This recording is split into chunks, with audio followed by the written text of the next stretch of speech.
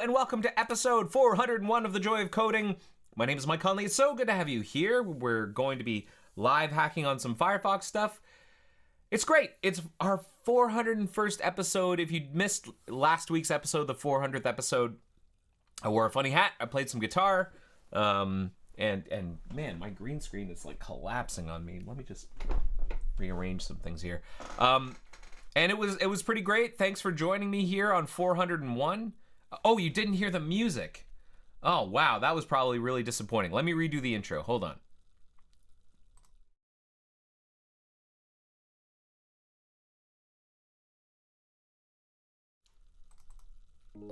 There it is. Welcome to the joy of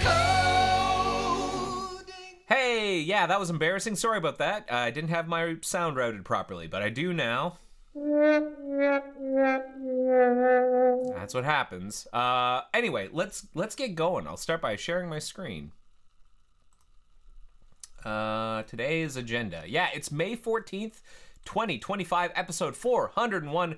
And a reminder, no plan survives breakfast. I think I know what I want to do today. I know roughly what I'm hoping to address, but I don't know if I'll get there. Things might go wrong, might go sideways, the sound might get routed improperly, my whole network might go down. Anything could happen. We'll just deal with it as it comes.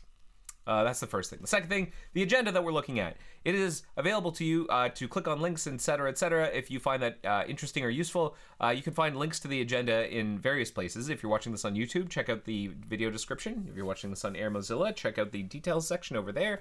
And if you're watching this on Twitch, it's down in the channel information.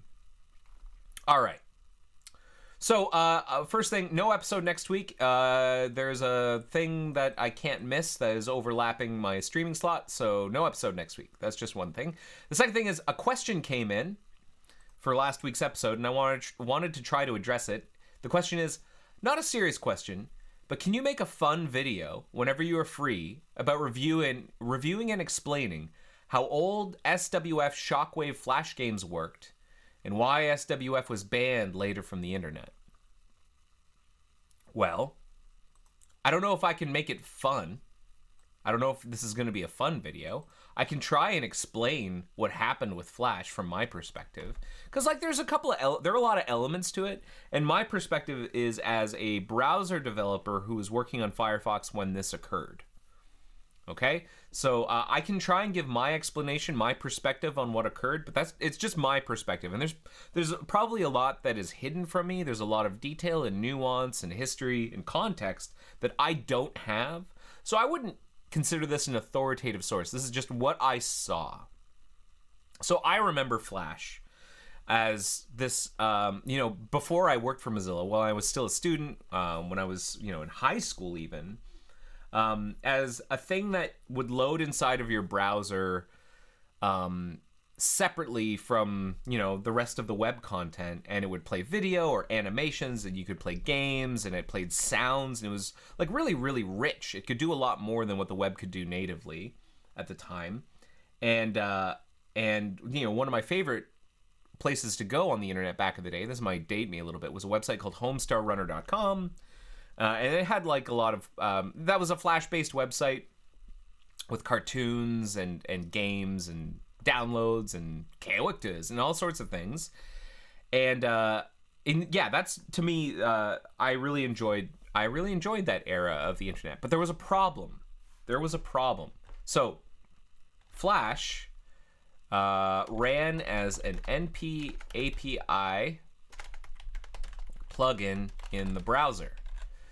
So for a while there, NP API, I believe this is true, Netscape plugin API. That is something that Netscape first introduced. Like plugins existed back when Netscape was around, and the NP API sort of standard, I guess is what I'll call it, but it really wasn't a standard. It was just like a thing that Netscape implemented and then other browsers implemented. It was it was a thing that would allow you to delegate some chunk of the web browser's duties to a separate program or a separate library. And in this case, what it would do is, as the web content, you could say, I want this rectangle, this object embed to run as Flash, and then the browser would go, okay, well, I see that this object is supposed to execute this SWF file. I'm going to delegate rendering in this rectangle as well as like event handling. I'm just going to delegate all of that to this separate program. And that's how that worked. That's how NPAPI worked. And it was very rich, and a lot of things were built on it. Like off the top of my head, Homestar Runner is my favorite, but also like a lot of, I think YouTube, their video player was originally written in Flash. Like this was prior to HTML5 video. This is prior to HTML5. So like the video element did not exist. So how did you do video on over the internet? Well, you used Flash. And Flash was originally from a company called Shockwave. Shockwave Flash. And then that, or maybe it was Macromedia Shockwave Flash. Maybe it was Macromedia Shockwave Flash. I think that was it. And then it was eventually bought by Adobe. So Adobe bought all of that technology, and they maintained both the Flash player, that's the runtime, and the plugin that would, play Flash SWF files in the browser, the plugin, but also they maintained the Flash authoring tool. There was a tool called Macromedia Flash, or just Flash whenever Adobe owned it, that you used to sort of like author these videos or games, etc. And I remember making some websites in the late 90s or early 2000s, and I used the Flash editing tool. I had a copy, and I that was how it was very easy to construct like a very interactive thing in a rectangle that had, click events, and you could do animations and tweening. It was very interesting. Okay, so fast forward to 2008.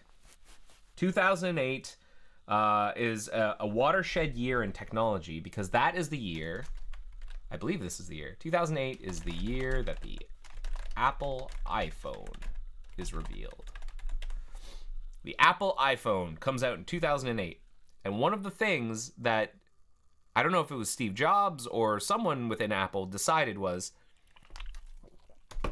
no plugins for the web browser, Safari. No NPAPI. That was the beginning. It was right there, in my opinion anyways. Like, Flash had kind of languished in the meantime. I think Microsoft had sort of produced their own, what was it, Microsoft Silverlight? They had produced some kind of plugin called Silverlight.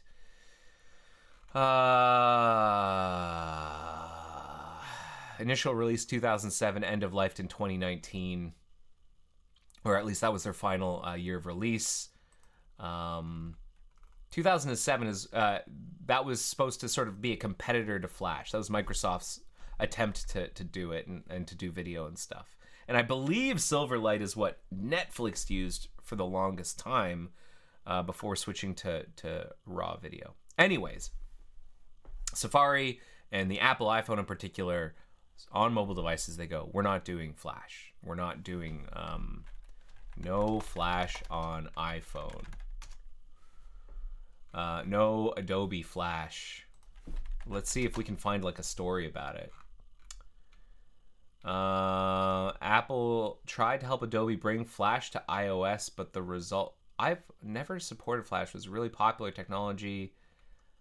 Here's Thoughts on Flash is an open letter published by Steve Jobs.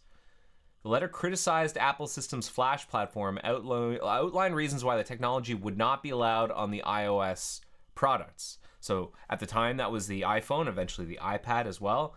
But this was like, I think the main thrust. This was it, basically. He touched on the idea of Flash being open, claiming by almost any definition, Flash is a closed system. And he dismissed the idea that Apple customers are missing out by being sold devices without Flash compatibility. He was quoted as saying, Flash is no longer necessary to watch video or consume any kind of Flash content. And so that was like a big sort of move by Apple. And then in 2017, Adobe announced its intention to discontinue Flash by the year 2020. And at that time, you know, websites had already I think started to get the gist of what was happening here. With more people using iPhones and iOS devices, they had to like pivot how they rendered video on the web to use HTML5 video, and in order to serve those new people using these iOS devices. And that meant that the popularity of Flash started to wane, because there was this whole segment of people that was growing that couldn't watch Flash content. And so the end of life started happening. And like, to be clear, I have a bittersweet sort of like, not relationship, but perspective on Flash. Because like, while I have fond memories of Flash being, you know, where a lot of like really rich internet memories are of like animations and Homestar Runner, there were some real problems with it. You know, like, you're delegating all of this stuff to this external application that is closed, this runtime that is closed source. You don't know what it's doing. And at the time, at least in Firefox, it was running with the same privilege, I think, as Firefox. I think it eventually got sandboxed. I think we eventually figured out a way of doing out-of-process plugins.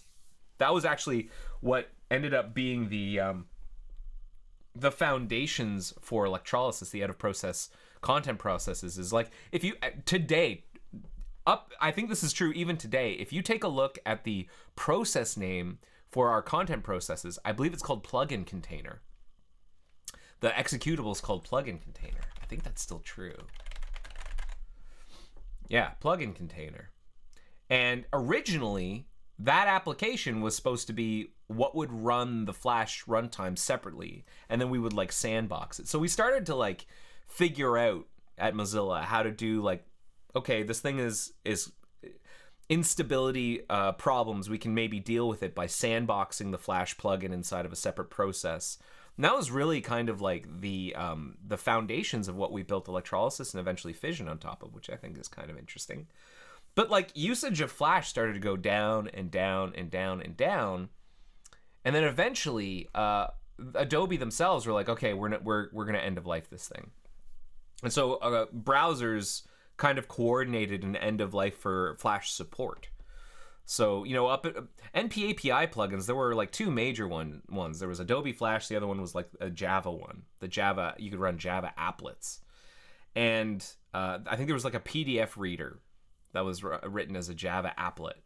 And with PDF.js being built into the browser in Firefox, Flash was like the last one that we supported, basically. And then with that going away, we were actually really excited, because it's like, okay, while it's tragic that, you know, Flash videos are a thing of the past, we can remove all of this NPAPI stuff from Firefox, and that's good, you know, because it's old, it's like leftover stuff from like the Netscape era. It's poorly maintained. It was just kind of like sticking around to support Flash. And so when Flash finally got end of life in 2020, you know, we were able to remove it from our browser. Yeah, by January 2021, all major browsers were blocking Flash content unconditionally. I don't know if there's like when Firefox started to remove it, but I remember that happening.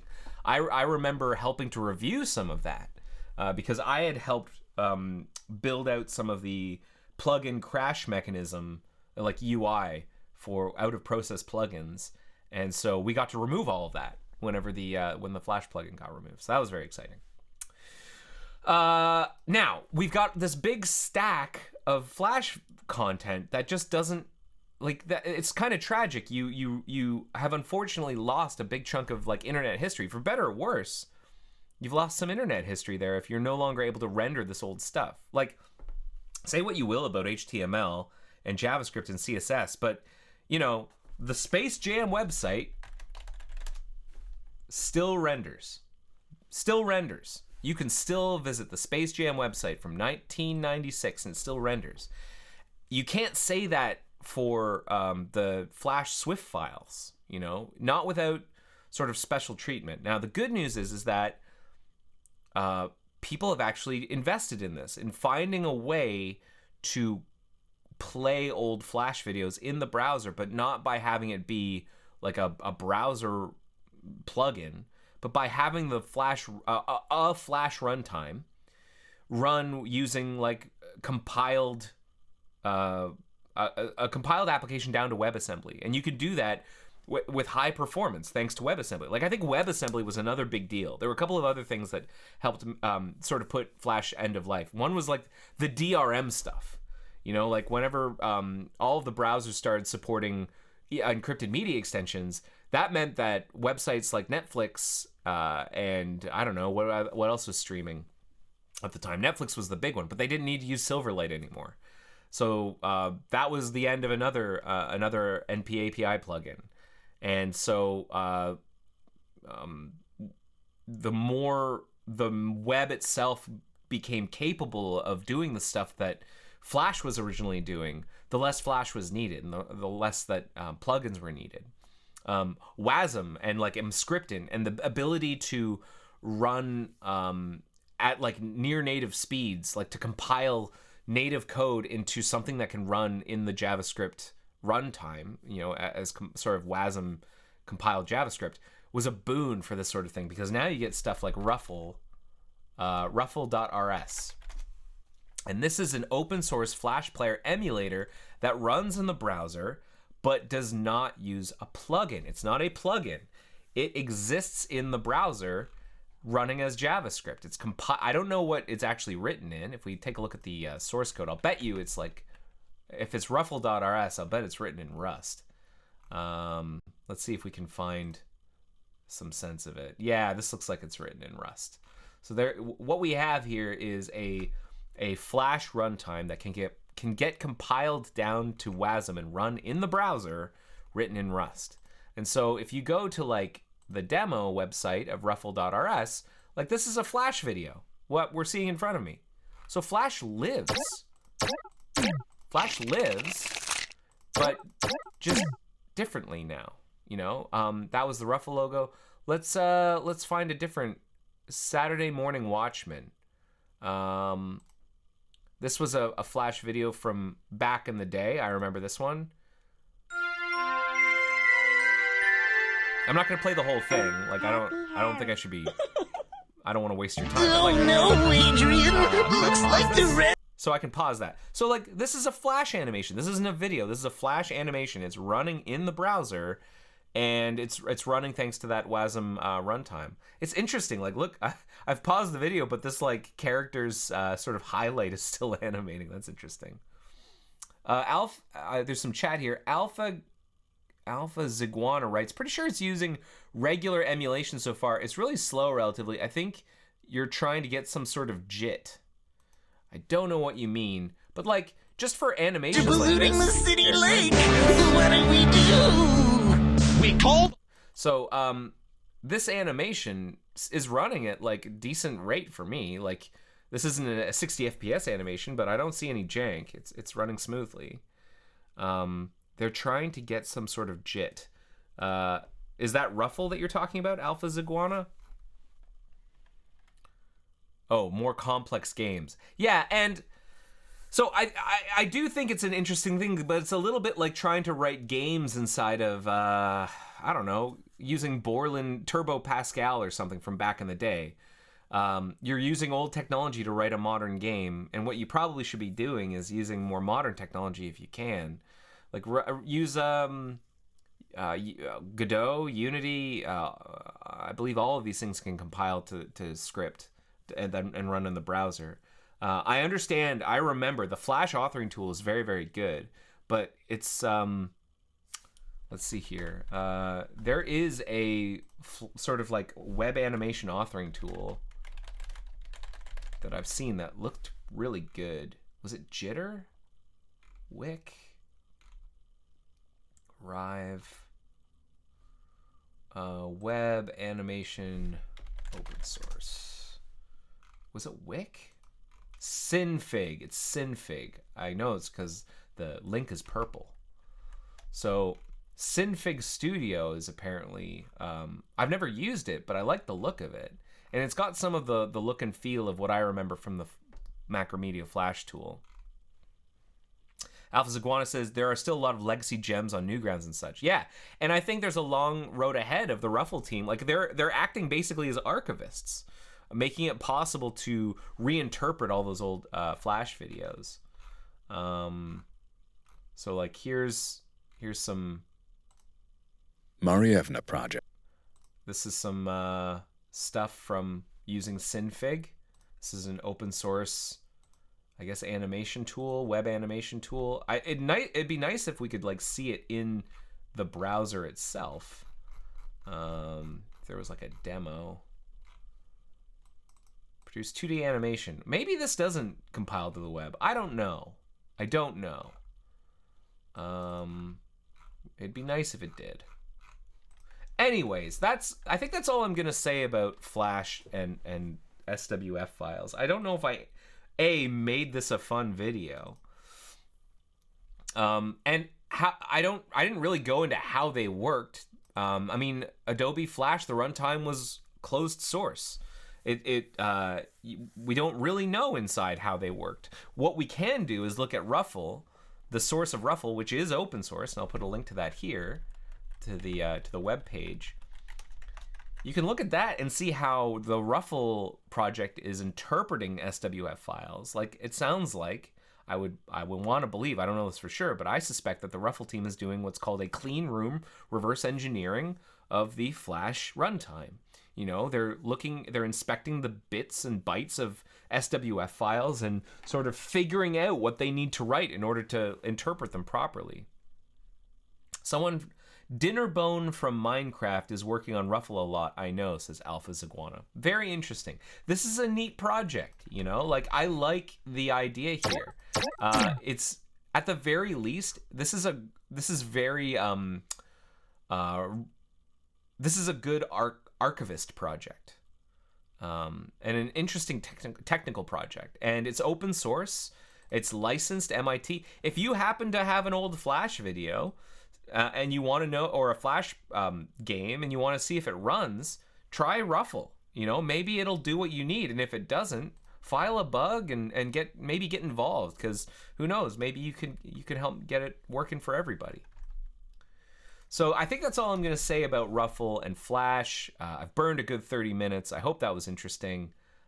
Let's get going with what I was hoping to do today, which was the where's my application services workspace?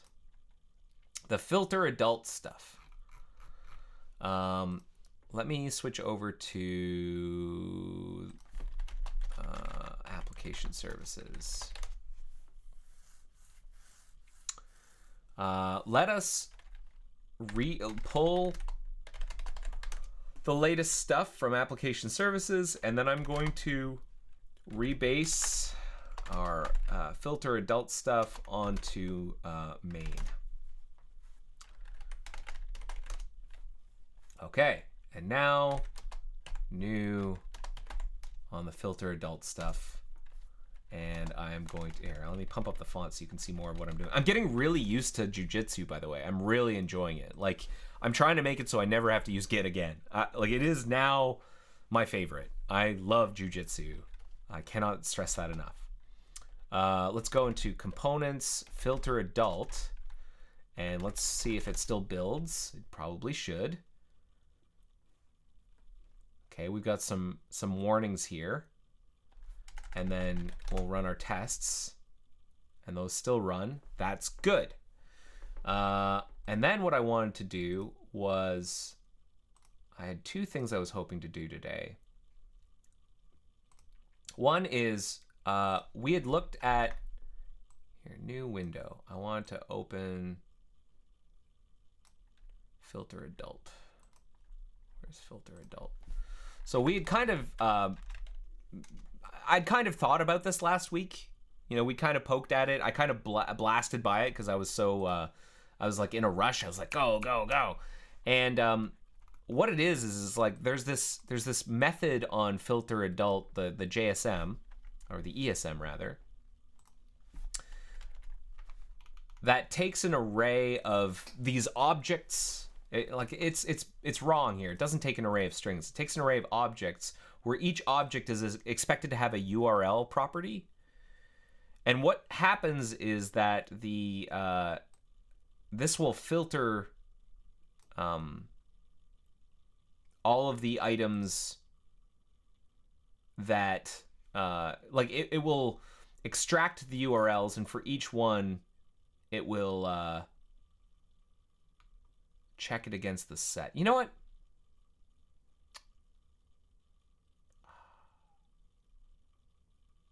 Maybe this isn't so bad. I was just thinking, like, because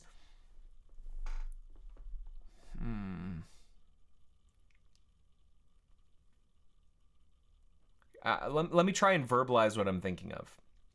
I'm trying to figure out whether it's possible, because like this is one of the problems with JavaScript, kind of, is what we have here is like an opaque object. We have this object, and all we know is that we accept an object that has a URL property on it, but there's not like a type.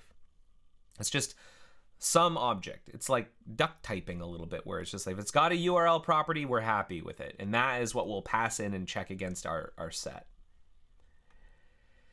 And what I was thinking was, wouldn't it be nice if we could delegate filtering to our component as well?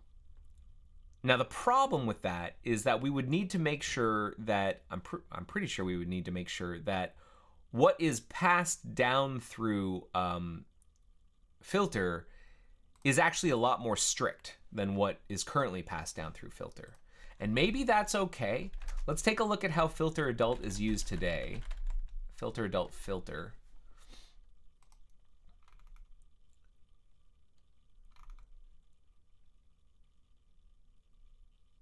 Group. There's like this mechanism that's like constructing these URLs.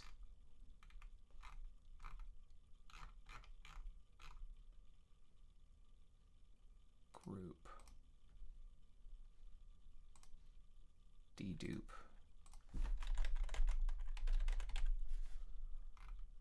Group.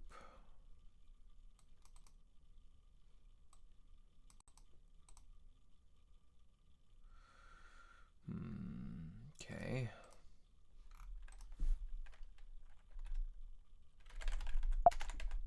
Dedupe key.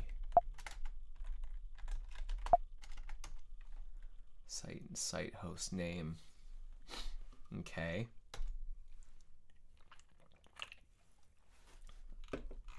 So Unify, this is the tool that generates the bindings. It does allow us to create our own types.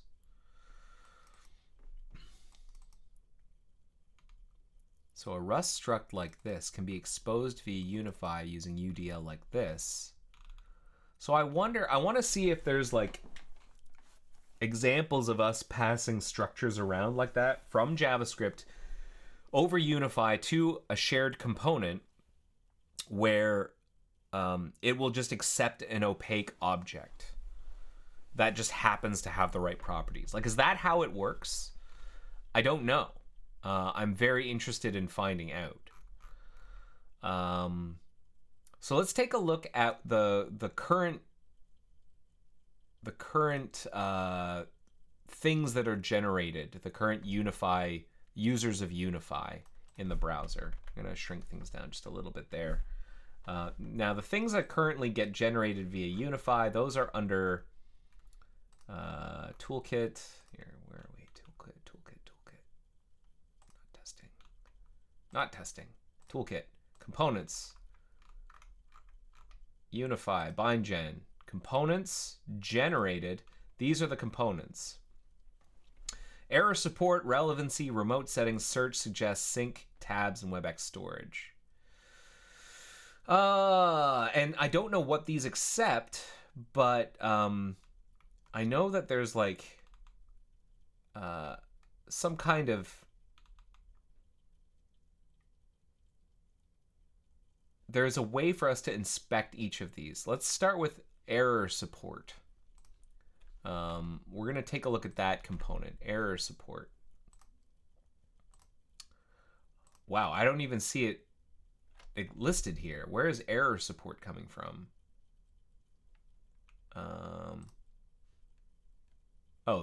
Sorry, error support maybe is just kind of like something that we have built in for the rest of these. I think these are the actual components that we're generating scaffolding for. So tabs, Relevancy suggests WebEx storage and search. Let's start with WebEx storage, actually. Let's see what that accepts. Try and interpret what's going on there.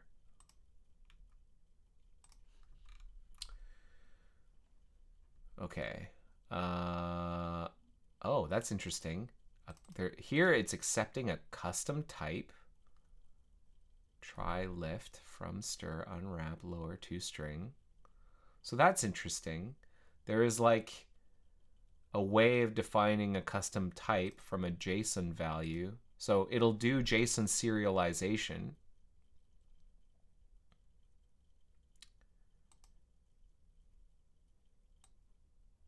Custom type GUID string GUID. That's interesting. It will lift and it will lower. I don't know what remote is. But what is the JSON as JSON value string try lift try lower? So custom type, unify custom type.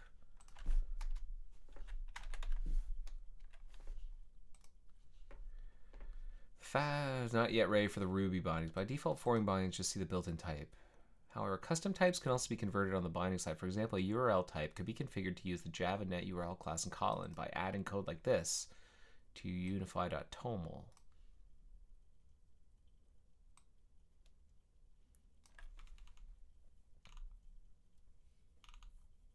Using custom types from other crates.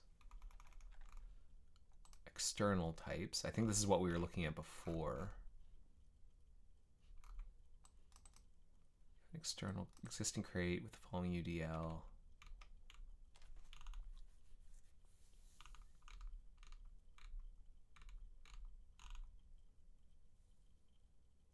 Foreign bindings. Ooh.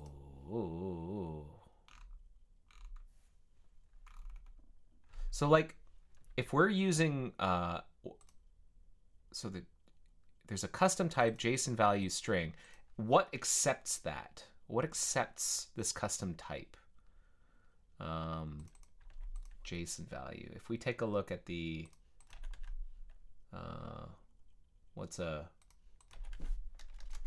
storage value change, old value, new value.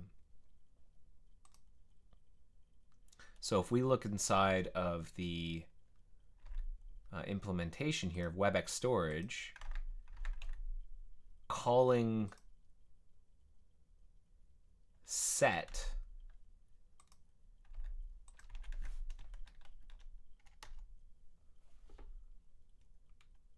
it will attempt to convert. All right, hold on a second. Set takes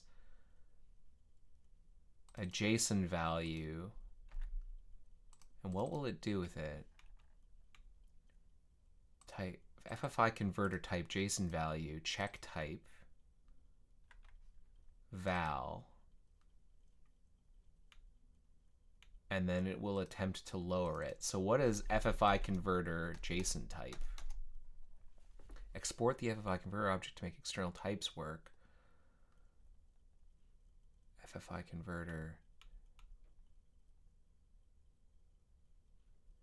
lift and lower. FFI converter string lift was FFI converter string.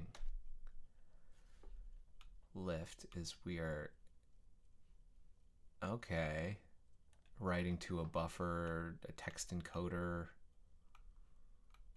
which is a type of FFI converter, which is thing that does check types. Right. Interesting. So is there a way to like lift to a bare JavaScript object? Like sort of like an anonymous JavaScript object? That's what I'm kind of interested in. Let's look at Rust. Let's look at tabs now. I think I'm kind of getting a flavor here. Let's look at tabs. What does it accept? Let's look at its unify. Lib. Custom type, timestamp. Okay. Raising and lowering.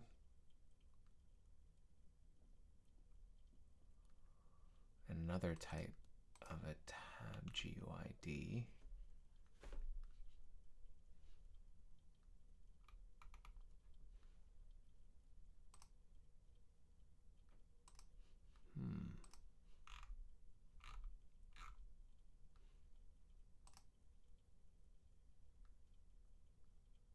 So like Rust tabs, what uses that?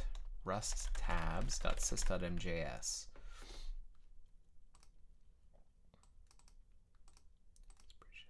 Okay, Rust tabs store.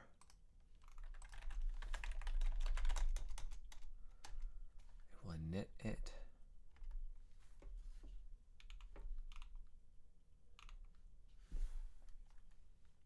Get tab store. Get remote command store.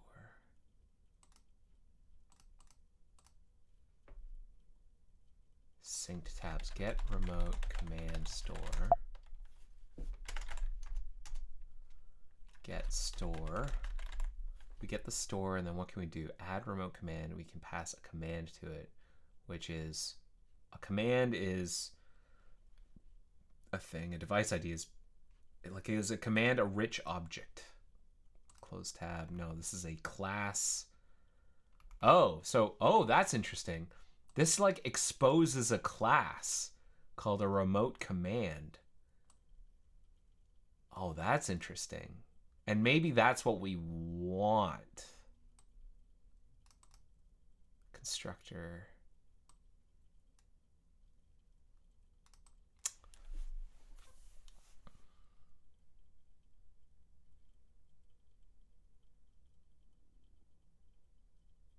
Okay. Yeah, the tension here is that the consumer of this thing is right now desktop, which is used to using these like anonymous objects, not classes, just these objects, bare JavaScript objects that happen to have a URL property. I don't want to force desktop to have to necessarily change to using a like instances of a particular class for this. So I think in the short term, what I'm just going to do is I'm going to bail on this idea. Okay, so let me write that down. For implementing filter in filter adult, I actually don't think I want to do this. I don't think I can force... I want to force the embedders to use a particular class right now, specifically on desktop, because it seems to be used to passing like raw objects around with URL properties and just being a bit loosey-goosey.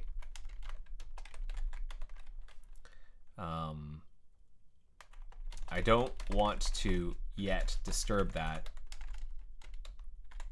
I'm trying to avoid fixing the world. For now, what I'll do is implement filter in the wrapper module, which will simply delegate the set lookup to the Rust module. Okay, we can do that. So then what we want to do right now is we want to try and get this embedded in desktop. Let's see what that's like. I've done this once before. This may or may not go well, but we're going to give it a shot. We're going to see what happens. This may be a bit of a struggle. I need to make sure I've got a binary build that's good to go here. But what I ultimately need to start with is updating our cargo.toml. Oh, well, first thing what I need to do is I need to push filter adult up to my remote. This is what I don't remember about Jujitsu. JJ remote show. JJ get remote show. JJ get remote help. List. So I do have me. I'm going to go JJ get push. Is that a thing I can do? Push, and then to the remote me. Non-tracking remote bookmark filter adult me. Yes, GJ to import the remote bookmark. Create new remote bookmark main at me to use allow me to push bookmark. What? So I want to push what? Non-tracking remote bookmark filter adult me exists run JJ bookmark track filter adult me to import the remote bookmark. I guess I'll do that. Conflicted. Can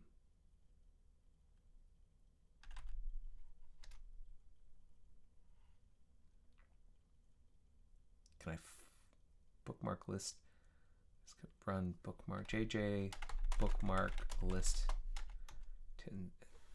So it's conflicted. So behind by one commit.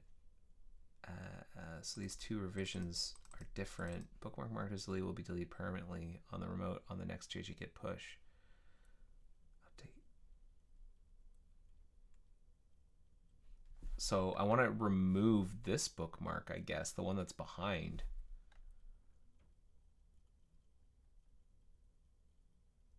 JJ bookmark set. What does that do? The bookmark to update set to a particular revision. Okay. Set filter adult revision, and it's this one.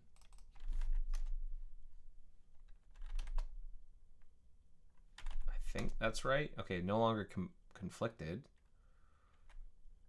It does have these two red exclamation marks, which makes me a little worried. JJ log, where am I? Okay, JJ get push remote me.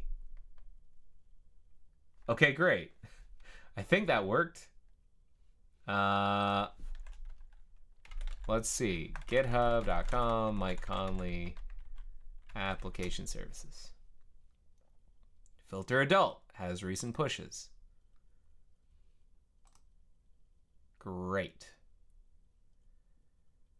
So that looks good. So I've got this revision here, and this is key. I'm going to copy that revision as SHA.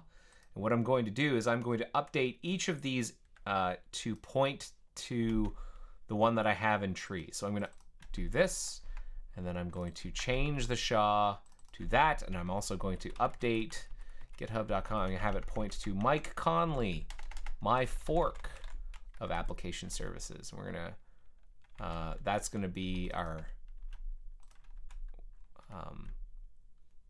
what we want to write. This is what we're gonna want to find. Replace, and we want to add filter adult. EFGHI filter adult.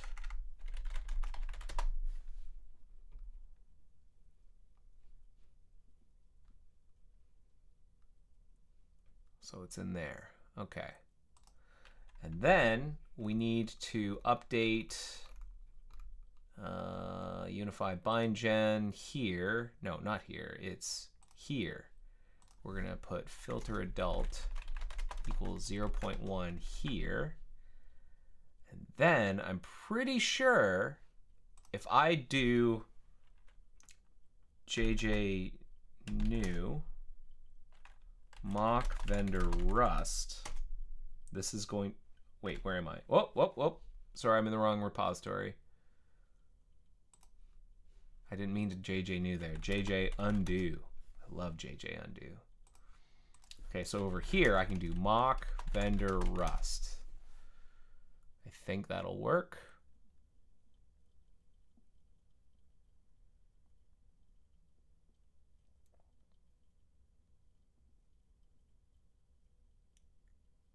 So it's going to bring in the filter adult stuff that I have on my fork, including, is filter adult in here? Yes, filter adult.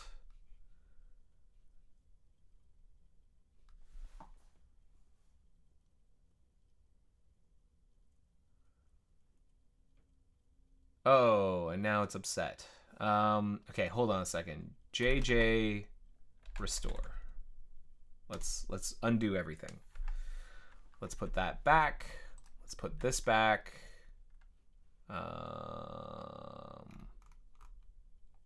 put that back. What I want to do is JJ new. Oh, RM cargo. Cargo config. I think that's the other step that you need to do. And then JJ new. And now I think I can vendor rust, right? This is the sort of thing that I've struggled with every time I've done this.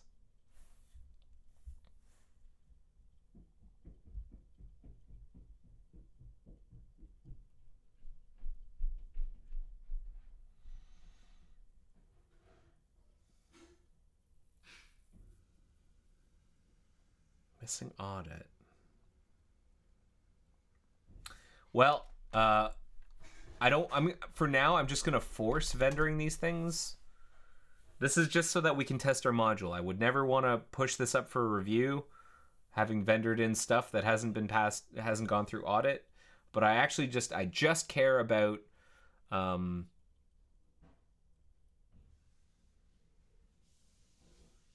just care about testing our module.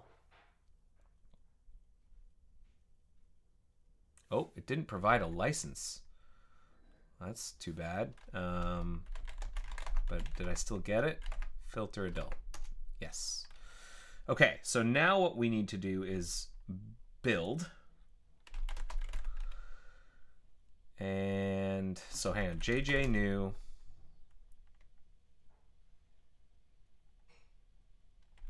Mock build. Right, build with default. Mock build.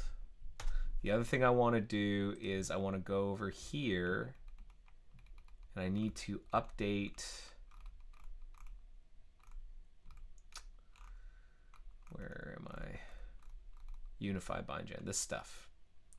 I need to find this and I need to say we need to filter adult unify re-export scaffolding.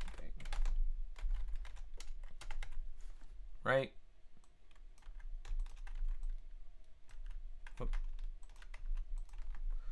Okay. So we want to be able to do that. And I think that's it. Then we need to generate the bindings. I could actually do that right now. In fact, let me pause this build. Let me go mock unify generate. This should generate the bindings. The sort of the JavaScript gunk.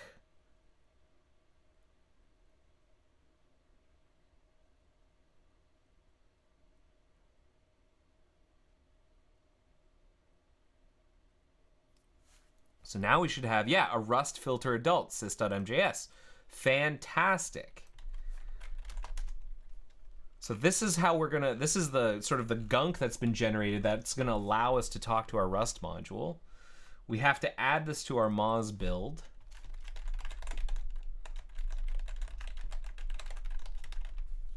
Rust filter adult. And now we can build. And I don't know how long that's going to take. Oh, it's not happy about something. Target file does not exist. Rust filter adult. Did I? Oh, sys.mjs. Thank you.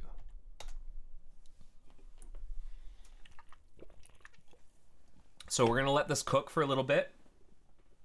And what I'm going to do while we wait for that to build, Maybe we can work on something else. Maybe we can review something. Let me check my review queue.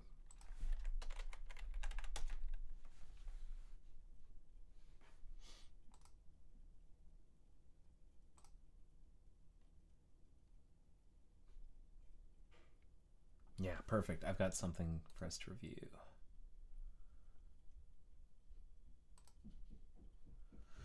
This. Let's put this in this tab, in this window.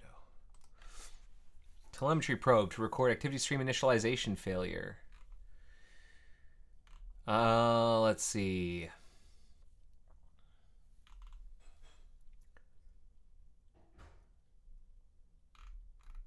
So it's a type counter.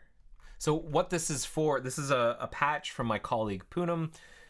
She's writing a patch to make it so that we can detect if and when the initialization of new tab fails.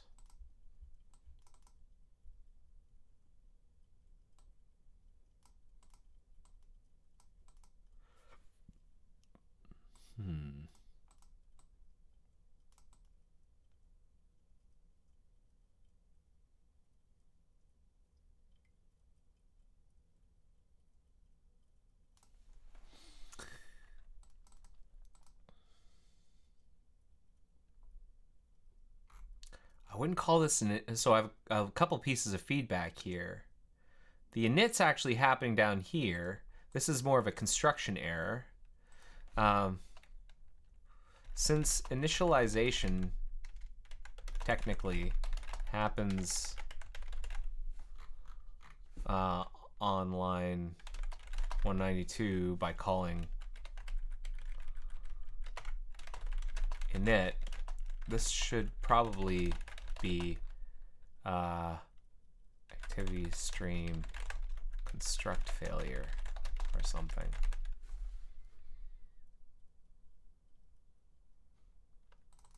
Or maybe CTOR failure, or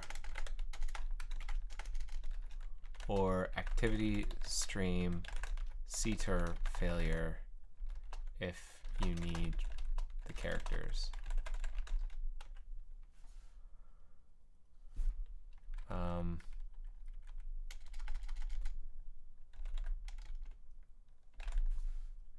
CTOR.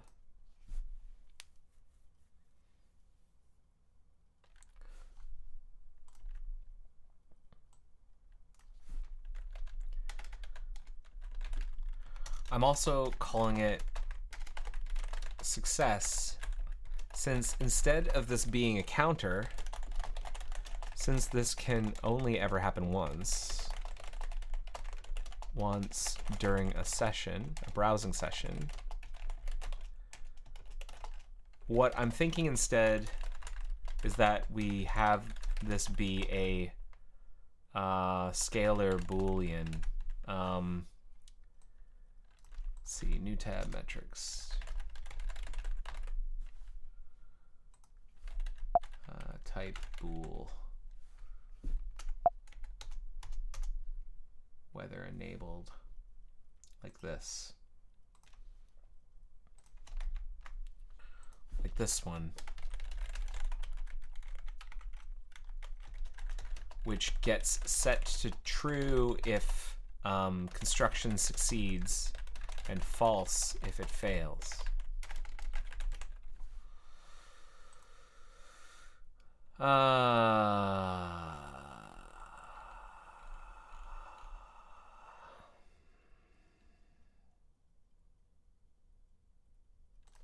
See above. I think we should probably set the probe to true if we succeed past line 181 here, or set it to false if we enter the catch.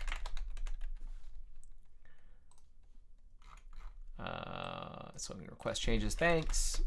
B to Haya. See below. Always thank your contributor. How are we doing for builds? We're getting pretty close actually to being done, which is good. I can tell because we're we just compiled libzool, which is usually it happens close to the end.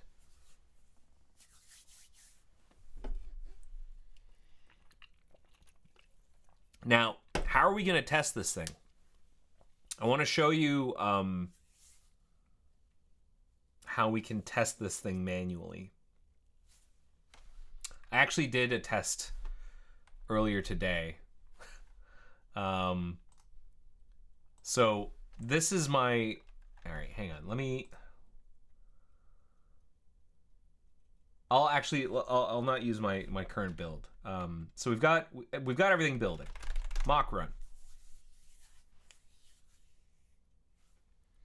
Okay, so let me actually import. Let filter adult equal chrome utils import. I'm gonna import the original module.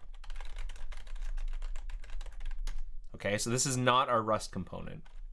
Filter adult. There it is. Now,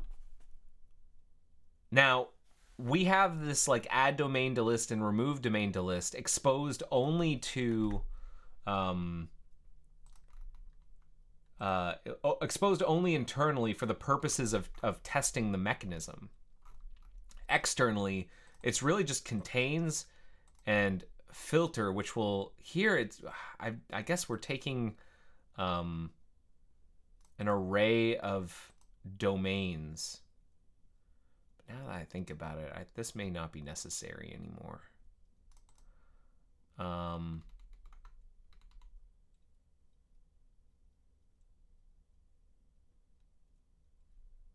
starting to think we don't need filter anymore here, to be completely honest.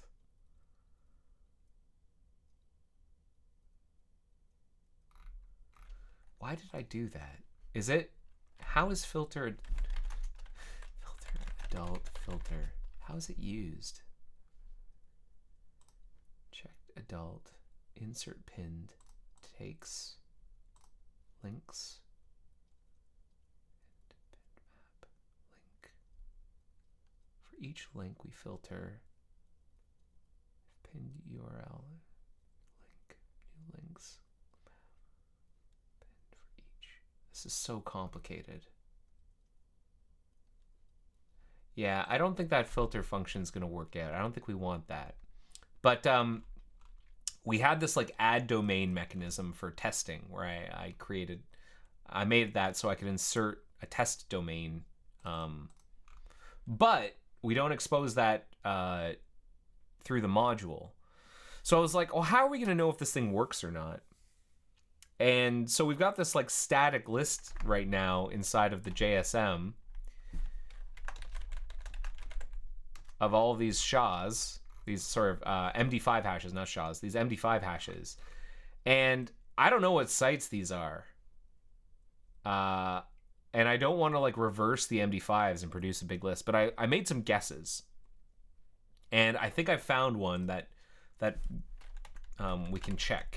Was it filter adult dot is adult URL? What I checked was the classic. And to be clear, I'm not saying that like I've not visited the site to check. I'm pretty sure it's adult content. I'm not going to go check. I'm not suggesting you go check. But all I'm saying is that the filter adult sys.mgs file seems to assume that this URL is an adult website URL. And based on the URL itself, that seems pretty safe, an assumption. That URL is xxx.com. Returns true. If I pass in like example.com, returns false. But xxx.com returns true. I hope that's not controversial. Okay? So what I'm hoping now we can do is we can import the Rust filter adult module.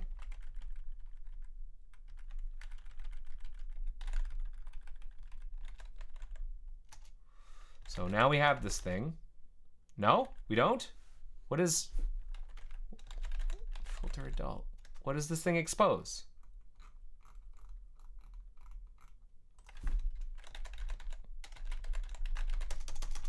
It doesn't expose any. Export. What is it? Export. Filter adult component. That's what it exposes. Okay. Filter adult component.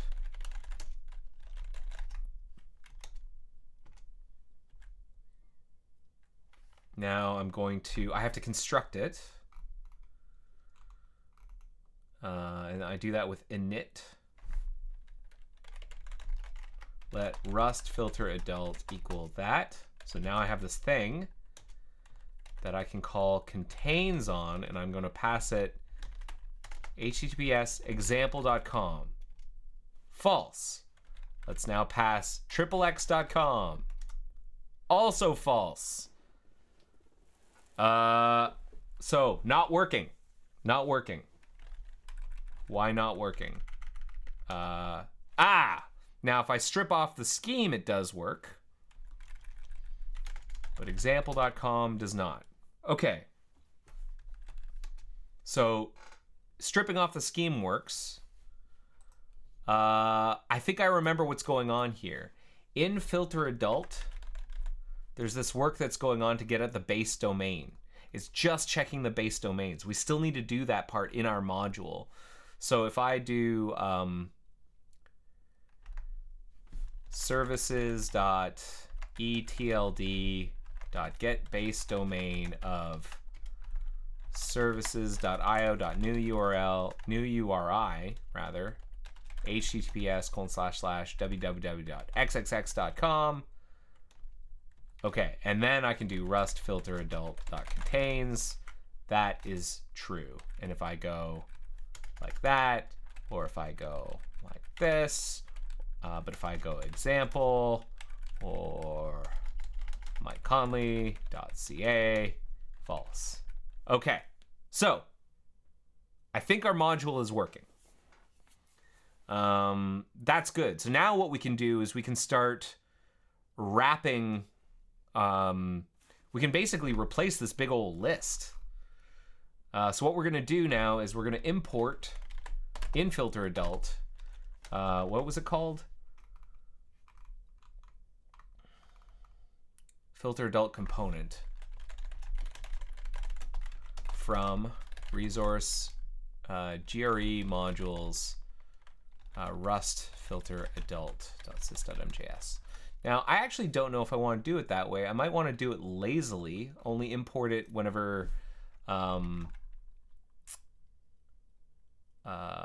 it's instantiated. Well, how is this? This thing is a const. Okay. Well, so we can get rid of that now. Okay, we'll just bring it in.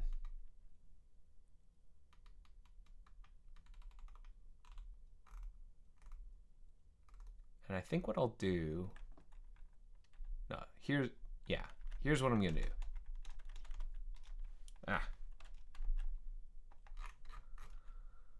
Okay, get rid of these again. So I'm gonna make this a class. Class filter adult.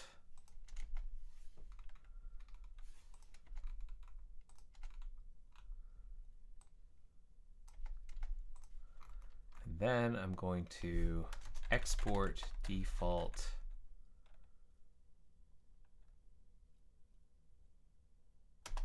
I've seen this before. Class, what is this pattern?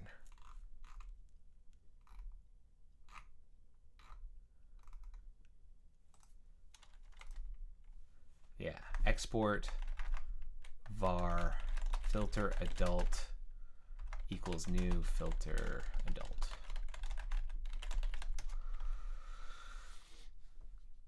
Okay, and then what we can do is constructor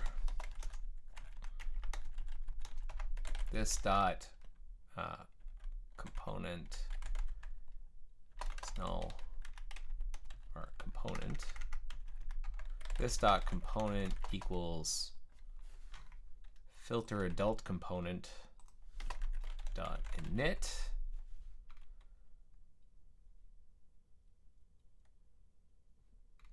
and then filtering. We will delegate this to this dot component dot contains not do the MD5 hashing anymore.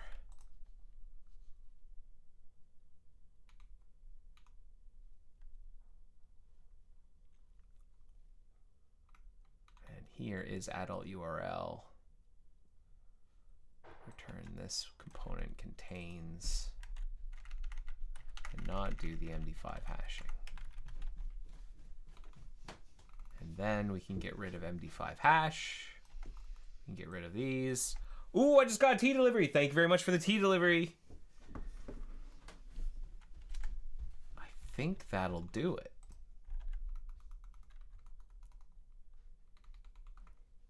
So this is just a very thin wrapper around filter adult, the Rust component. So now if I restart, let's restart. Let's import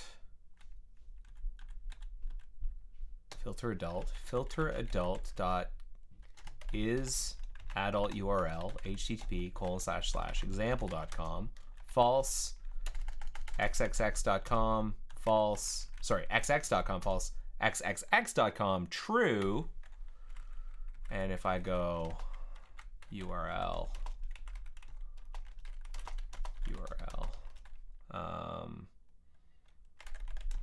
example.com, and I say filter, filter is not a function on line 37. Links.filter. Oh, I need to pass in an array. That's what I need to do. And what I get back is, oh, the opposite. I need to return not contains. That's what I need to do. So let's try that again.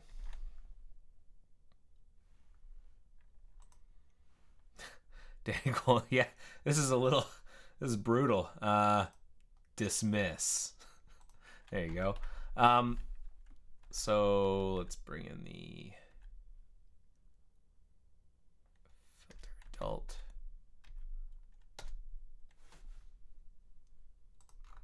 Yeah, there we go. That seems to work. So now we have delegated checking to the component. I think then we can like update these tests. These tests are going to be wrong.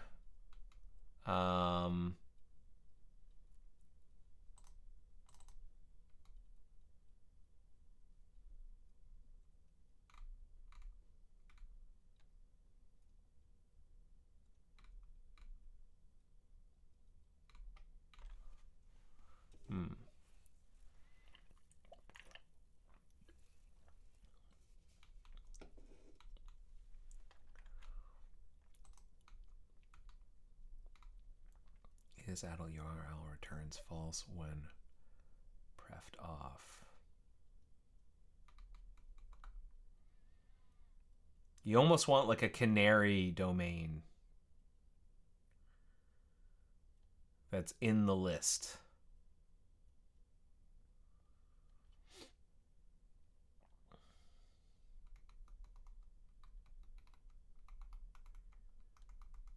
But who would you add?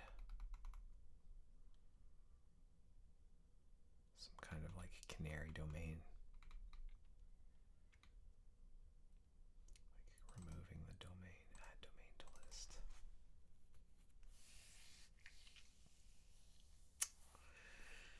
Yeah, I don't think that should be exposed. Like it shouldn't be up to filter adult to test that stuff. You should trust that the Rust component is testing that the actual domains are being checked. What we really want to test is this module, and the things that we want to test are the filtering and is adult URL. So what we really want is like a canary domain that test filter adult knows about, so that we can test, just kind of gently test. But I think this ultimate, oh, and we also want to ensure that if this is off, that we don't do any filtering.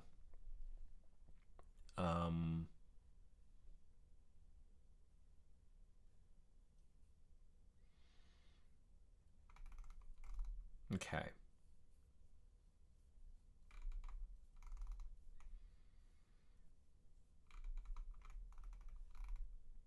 Okay. Well, now that I think about it, I'm gonna go talk to some people about what kind of canary domains we might want to add. But I think what I want to do now is I want to get rid of the filter function. I don't think that's going to be used. So we'll go ahead and get rid of that. We'll get rid of that. And we can get rid of filter.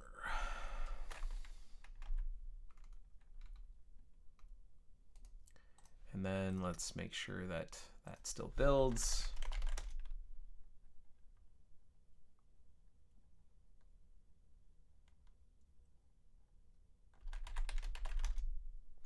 Oh, right. And we need to work on our utility here for modifying the set. I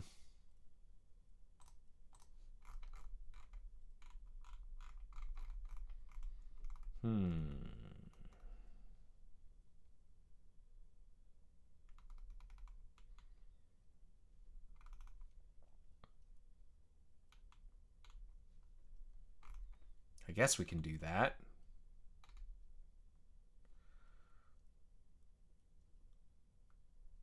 So let's see what that's like, actually. Let's try and add a test canary domain. Just to see if we can get that to work. Action. Just filter, generate adult set. Read the old byte strings. We have them. We have the old byte strings. We've imported them.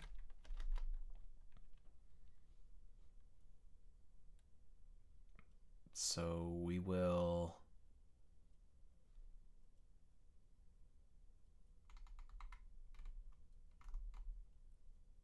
generate. We have our hash map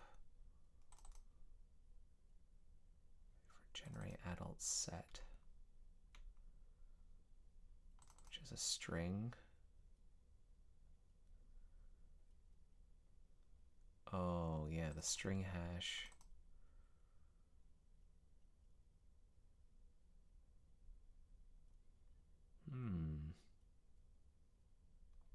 But we won't have it with our generate adult set.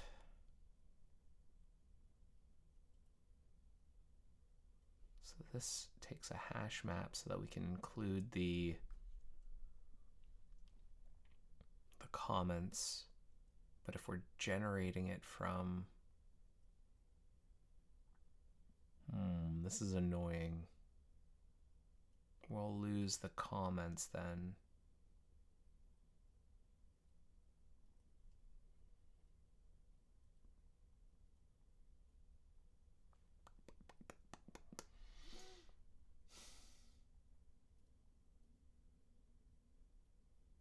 Here's what I'm dealing with. So we had have Mozilla create a subdomain as a canary domain. No, I do not want to pivot into that. That is off-brand. Not interested. So what I'm dealing with is the fact that it's so tricky. Like, we want to white glove this stuff. We want to be very. You never want to have the actual adult sites in the source if you can avoid it. Or at least you don't want them to be something that, like, Windows Defender will detect, because then they'll be like, oh, this is clearly malware or something. And so that's why we hash it. So we created those hashes, and then we generated this, which puts the hashes as bytes, which is good. And then it puts these as comments so that we can kind of like have an auditable trail between the MJS and this. Okay, here's what I'm going to do. I'm going to clean this up. We're going to get rid of these args. Input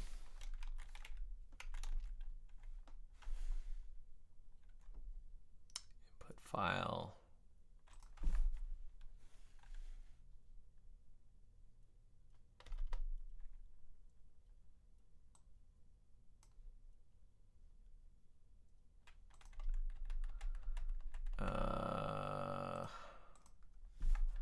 Print line.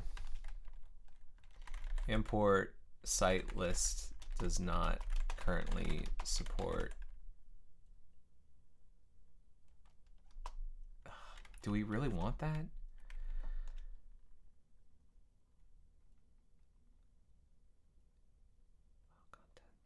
So I guess maybe what we want then is from action, from file contents.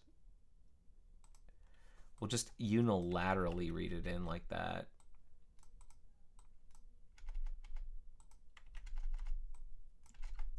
And then we won't need this anymore.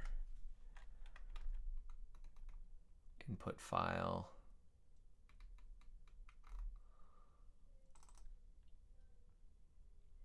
And how do I write the documentation? I need to make that clear. What's this called again? CLAP. Rust CLAP documentation. Cookbook. What do I have here? A command. I want like an example. Examples. CLAP. Tutorial. Oh, that's a builder. No. Derive. How do we do documentation? Is this documentation right there? Turn debugging information on. Yeah, okay. That's what I want. So I want that documentation. This is the path to the filter adult.sys.mjs file that contains MD5 hashes of sites to filter.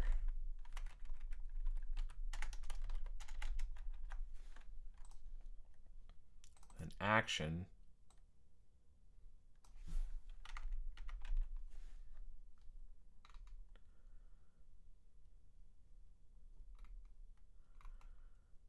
So now if I do, first of all, cargo build, cargo test. Okay, we don't need this anymore. We don't need args anymore.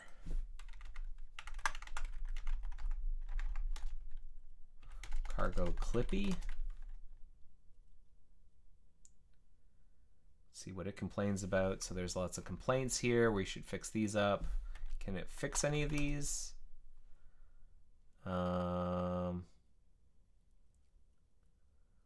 Allow dirty.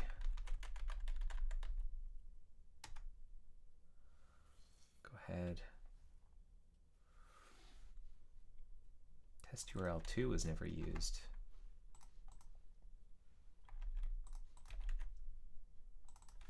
I'll be damned. You are right.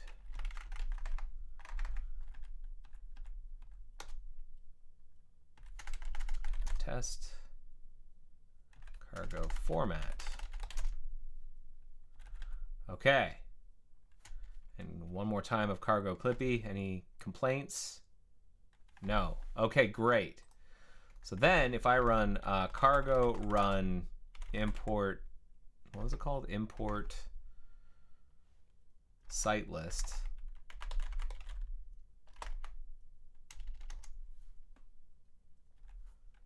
Unable to read import site list.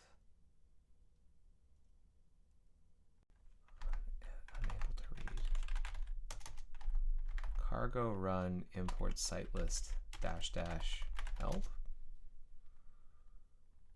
Unexpected argument help found import site list input file. So projects, Firefox, browser modules, filter adult. Unexpected argument. What it expects is input file.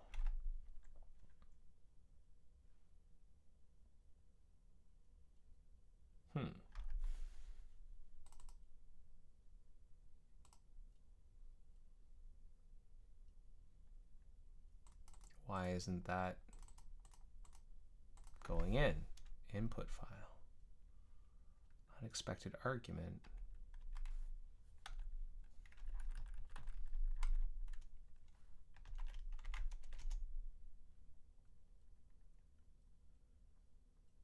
Usage, import site list, input file. For more information, try dash dash help. Run import site list. That's not what it means. Oh, it is what it means. Import site list. So then, no, that is not. Import site list, input file. That's the input file. Unexpected argument. And then if I just do that, that's no good. So then what do you want? Like if I go to cd target debug import site list project Firefox browser modules filter adult. See that? It does not like that. Oh, and that I understand why, because we've our current source, we've gotten rid of it. So let me see here, Mozilla Unified. There we go. That works. Components, filter adult, import site list. So instead of that, we go unified. No, see, like it doesn't like my argument here. At least not with cargo run.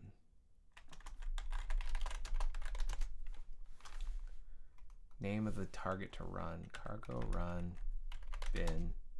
Oh, see, there you go. Oh, that's all I needed. Dash dash bin. Interesting. Interesting. Okay, well, so I think I'm happy with this for now. Let me see here. Can I put in a utility? Sort of a description of this utility. Where would I put it in a description of the utility? Usage. A simple, quick, and efficient. Where does that get written?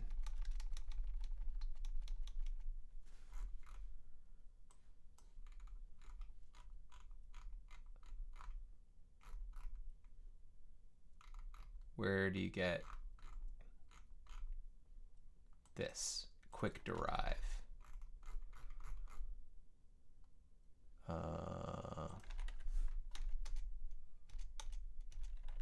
Example clap. Quick derive.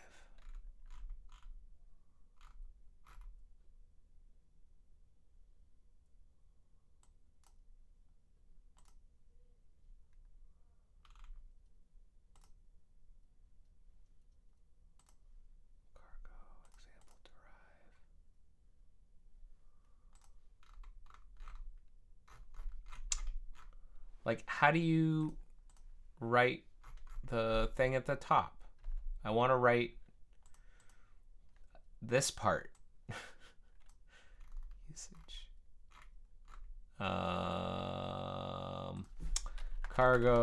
Rust clap description. Command description.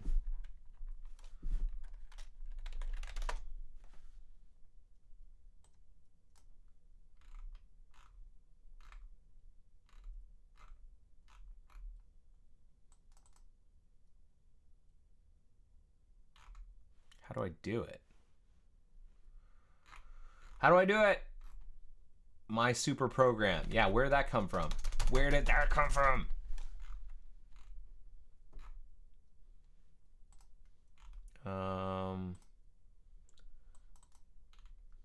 Oh, here it is. Maybe that's what I need.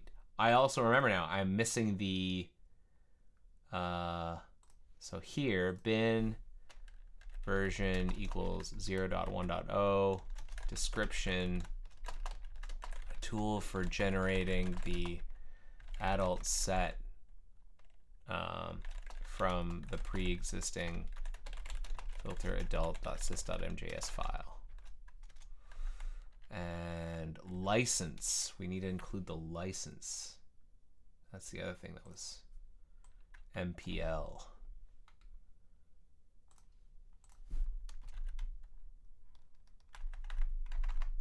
So now do I get that thing? Cargo build.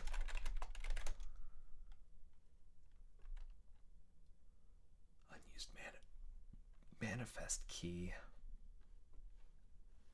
Unused manifest key.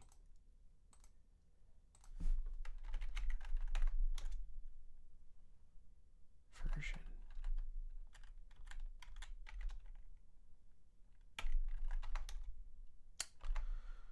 Man, where do I get the description? Command line action. So it puts it in here. But what if it's not? What if I'm a? So we are not going to use it. We add the about struct. Command about. Ah, we'll do that. Let's do that.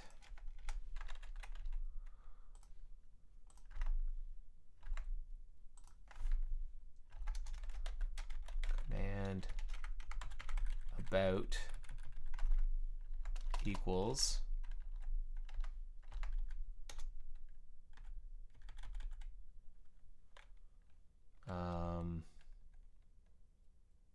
import site list -- help. Yes, perfect.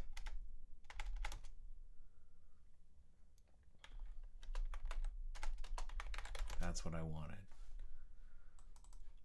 Select from pre-existing generating. So now cargo format. Okay, it doesn't mind that. Great.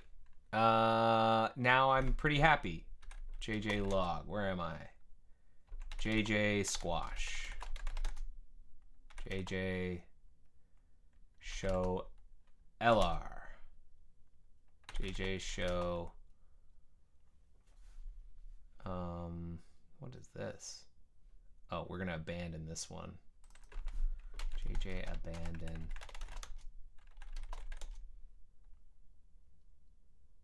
JJ show L. So this cargo thing got modified for some reason because of what I did. And then here's the adult set. Blah de blah. And then our import site list. And then our lib. Great. The description ends early. Did it? Did it? Cargo run. A tool for generating the out set list from the pre-existing filter sys.mjs file. Doesn't look like it ended early. Oh, the path to the filter input file. Oh, yeah, thank you. I think I need 3 of those there. Cargo build. There we go. Filter.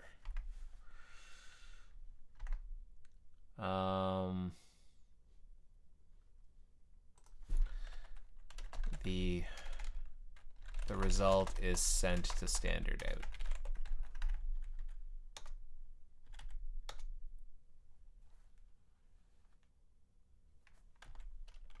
Version. Yeah. All right. Well, let's go with that for now. JJ Squash, JJ Log. I'm going to push this up to my push remote me. Great. And maybe I'll put this up for code review to the application services repository, and we can start getting this built in to the product. And then, in theory, our mobile products can start using it. All right, I think I'm gonna stop there. That was all right, eh? You know, I talked about Flash for a while, and then we did the thing where we got things embedded into the browser. We showed that it worked, and we didn't do it. We didn't embarrass ourselves. At least I didn't. I don't think I embarrassed myself. I didn't get into hot water. Those URLs were a little spicy, but you know, it didn't get so spicy that hopefully no one got uncomfortable. All right. Well, I'm going to call it there. Thanks again for watching episode 401 of The Joy of Coding. Let me know what you thought. The link to rate this episode is in the agenda. I'll also put a link in the chat. Rate this episode. A reminder, there's no episode next week, and I'll see you the week after that.